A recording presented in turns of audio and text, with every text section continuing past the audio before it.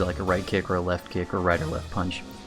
And you can do like a right kick and like hit him in the back, you'll actually do more damage. Oops.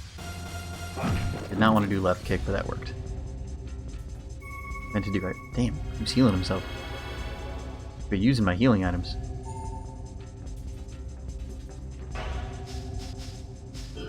This should do it. Oh, okay. Like he's got a... That's right, he kept healing.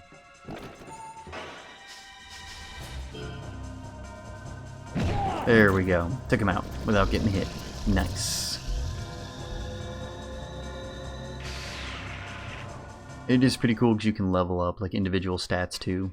You can level up the offense of your left, right, of pretty much all your appendages of like your left and right leg, your left and right arm, your head, the offense of your body. So for if you do like the grappling moves, but you can also raise defense of each of those things. So if you wanted to, you could be like only a left-handed puncher this entire game. But if the enemy injures your arm, you're kind of fucked. I see you up there. Can you get more moves? Yes, you can, actually. So, the way it kind of works is you start out with only like 4 moves, like 2 kicks, 2 punches. But as enemies do moves to you, you can actually learn them. That's why, like, you have options when an enemy is about to get an attack off. You can do a guard, a counter, or step to try and step out of the way. But usually you want to do guard, number 1, because as you get hit, it also puts points into your defense.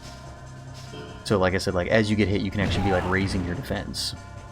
And then also, if you guard and you take the hits, you can also learn them. So sometimes, so it's pretty much just better just to guard all the time. You're raising your defense and you're learning moves at the same time. It's pretty cool. So by the end of the game, you have like a ton of different kind of punches, kicks, and grappling moves. So it's pretty, for what it was, this game was pretty damn expansive. And kind of toyed with a lot of different ideas. So not bad for like an N64 game. Offense enhancer. And that's, so the enhancers are like things you can use only in battle. The razors are the things which I was talking about earlier, which you can get outside of battle. And you want to use the razors immediately, because it's just like I said, it's a permanent increase to your stats. You know how we do in this channel, we love our stats. Let me make sure I use that one. Yeah, okay.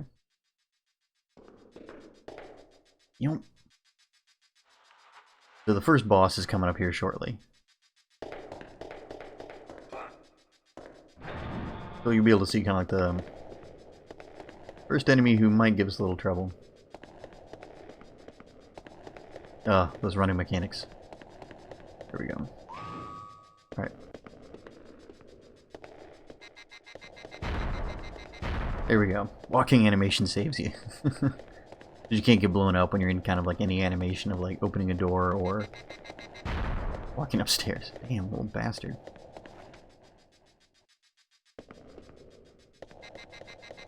There we go.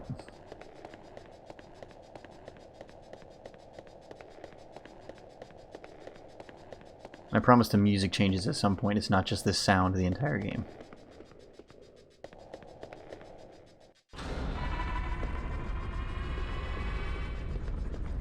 Right, Dick? So any of these rooms with the yellow panels on the floor, like that one right there, will auto-spawn enemies. So it's also kind of like a good point in this game.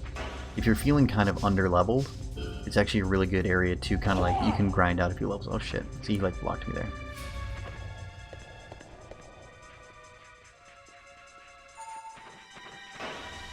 Like I said, it's kind of a good area to grind out levels. Because you can go like save and come back, and each time you come in the room, an enemy's gonna like generate from one of those yellow panels. So if you're kind of stuck in the game, pretty much just go by most RPG logic and just grind out some levels. Just go save, come back, and just keep fighting them until they're like not hard at all. And also you can like practice avoid getting like hit. And just also guard, level up your defense, and or just like take some hits from the enemies since you're like right near a save point. And you can learn some moves. Got him just as you start about to run. So you see, like, my regular moves did like 54 damage or whatnot, but when he was running, they did about 71. So you can get a lot more damage off of them. Alright, sure I'm not missing anything, because some of these rooms, even though they have enemies in them, will have like those panels on the wall. But that's cool.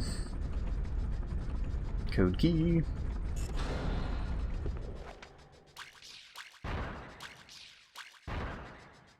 Because the running controls are a little clunky, sometimes I just like to clear out these hallways. Had a good speedrun strat.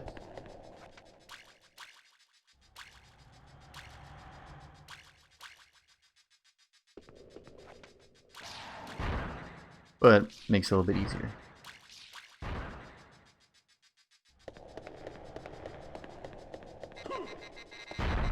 There we go. Yep, boss time. So here is the first boss. Where's my health at? 141 out of 170. I should be fine. We'll see though. Alright chat, so here we go. We'll see exactly how rusty I am. First boss of the game.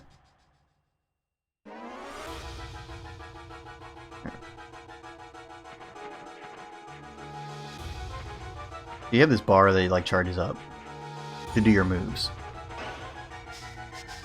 Hope that wasn't too far. Okay. You have this bar to charge up to do your moves. If it's full, you'll do a lot more damage. If it's full, you'll knock them down. If they don't block and your bar is full, you will knock them down like that. If your bar is not full, you'll still do damage, but they most likely will not get knocked down.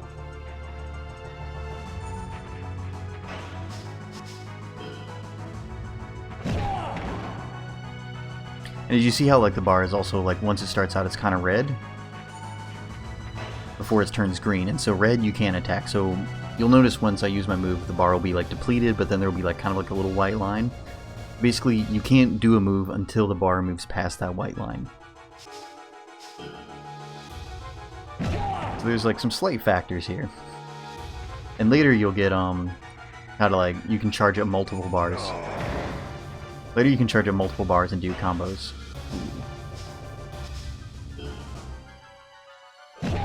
Got him. Alright, and you can also tell it's a boss by the music. First boss didn't take any damage. Aw, yeah. Do you see that shit, chat? Yeah, pretty interesting combat mechanic. Yeah, and underneath you also have the stamina bar. So the stamina bar is if you're trying to sprint and like run around, your stamina will be depleted, so you can't run from your enemies forever. Cutscene time. Stop right there, Diaz. Give it up. Oh shit. We got busted, chat. So these two in the front that are talking to you right now are hybrids. So, I mean, you can probably tell by their awesome, edgy 90... well, actually this game is made in 2000, I think. You can tell by their edgy clothes, but basically those two are hybrids, so they're kind of like the, I don't know, refined humans. Yep, see? Failure in us hybrids. The new human race cannot be accepted.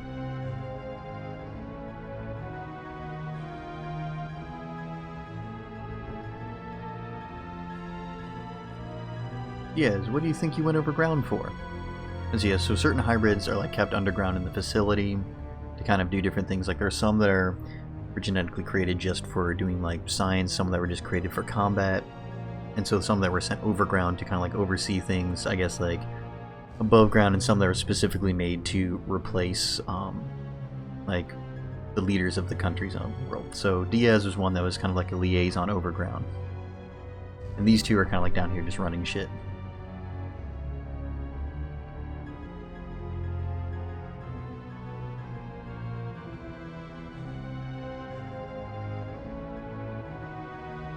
Yep, see, called it.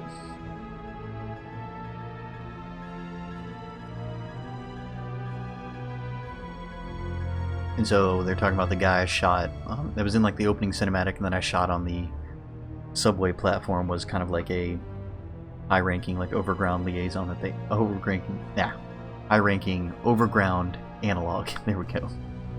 That they had, and so I ruined their work. ruined their plans to start off with. Because, you know, Diaz, who lost it, shot and killed the copied analog of the Secret Service man slated for substitution. So that first guy in the opening scene was like Secret Service agent, so basically they kind of work their way up with the replacements.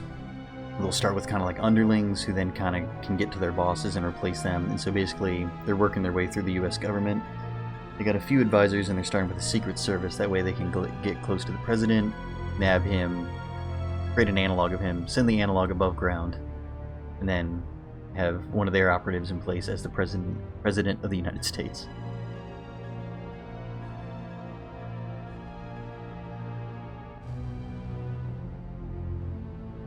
So now the presidential age is going to have to capture the president instead of me.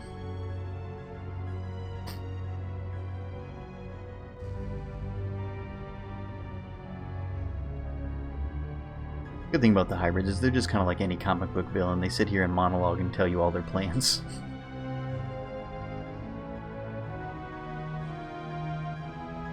Kind of like world domination is their goal.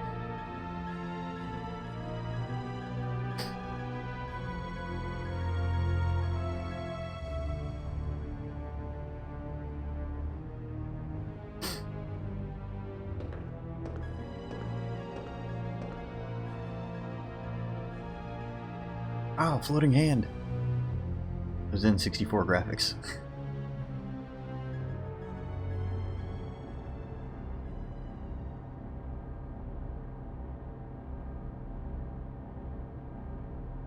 Just bite the bullet, buddy. Just a little light brainwashing, that's all.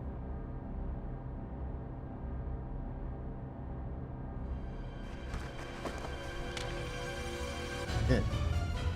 Brought a gun to a fist fight. You released a biological weapon in the confinement cell block. How many comrades do you think died because of you? You got real Resident Evil down there.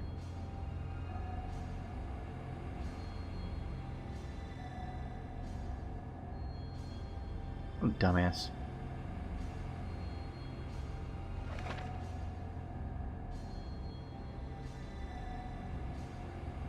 I like how he's got him at like gunpoint to kind of get him to do what he wants, and they tell him like, "Oh, but sir, you can't use a gun in the underground shelter." It's like, oh, idiot. Oh shit. Well, we got captured, chat.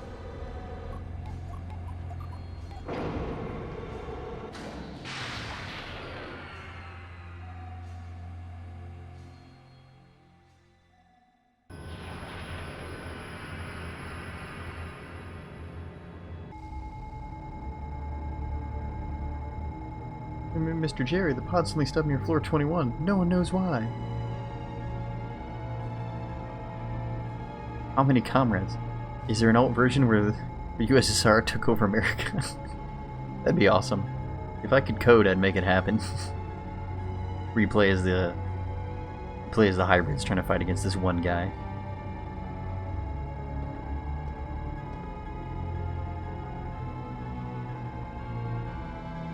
Dr. Bross's research floor. Probably my least favorite character, just because Dr. Bross is such a bastard. He's like so hard to fight later.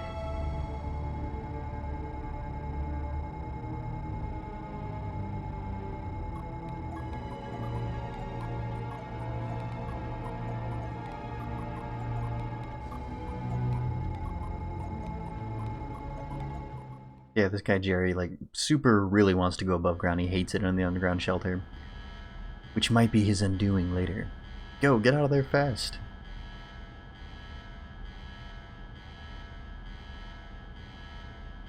It usually takes me around like 9 or 10 hours to beat this game. If I could get it under 7, it would be in the speedrun territory. Because I think like the cutoff for like most speedruns is like 7 hours. I think that's like reserved for like the Final Fantasy type titles.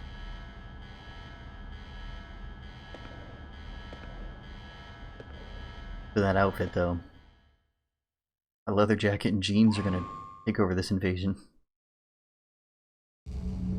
Sweet. Save point. Nice. Made it through a boss.